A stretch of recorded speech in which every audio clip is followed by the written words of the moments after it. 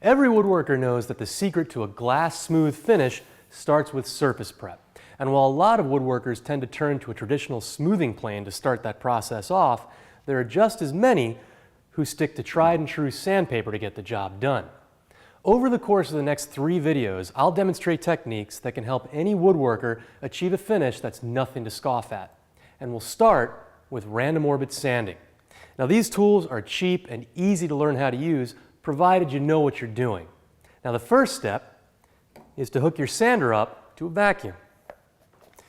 Now that's going to do a few things. One, obviously it's going to keep the dust out of the air, but additionally, it's going to prevent the abrasive particles on your sanding pads from clogging up, thus reducing their efficiency, and it's also going to extend the life of these pads. So now it's time to figure out where to start from in terms of grit. Now, if your workpieces show a lot of uneven surface from things like planer snipe or uneven edge glue-ups, you're going to want to start with a coarser grit, say 80 or 100. In the case of this nice cherry tabletop and these aprons over here, they're pretty smooth to begin with, so I'm going to go with 120. It's a little bit finer.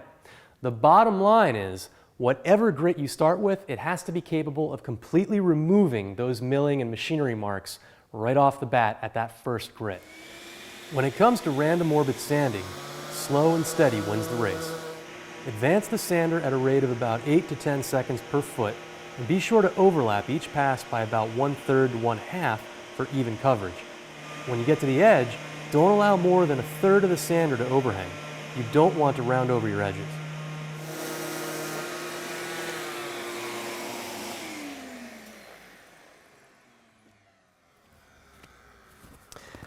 Now, that's great for wide surfaces like this tabletop, but what about narrower surfaces, like, for example, these legs? In cases like this, it's a good idea to gang up your workpieces for a wider sanding surface. If you're unable to do that, you'll have to switch to a sanding block. Once you've gone over your surface with the first grit, clean off your workpiece with some compressed air, wipe on some denatured alcohol or mineral spirits, and take a look.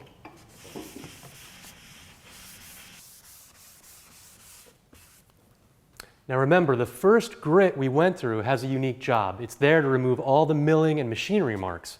And a great way to check that you've accomplished this is with a raking light combined with those mineral spirits.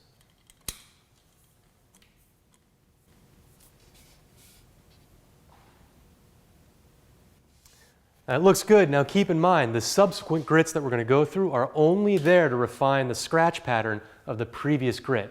Now that my machinery marks are gone, it's all right to move on. Now in my case, I started sanding at 120 grit. Moving forward, I'm going to go through 150, 180, and 220 grit.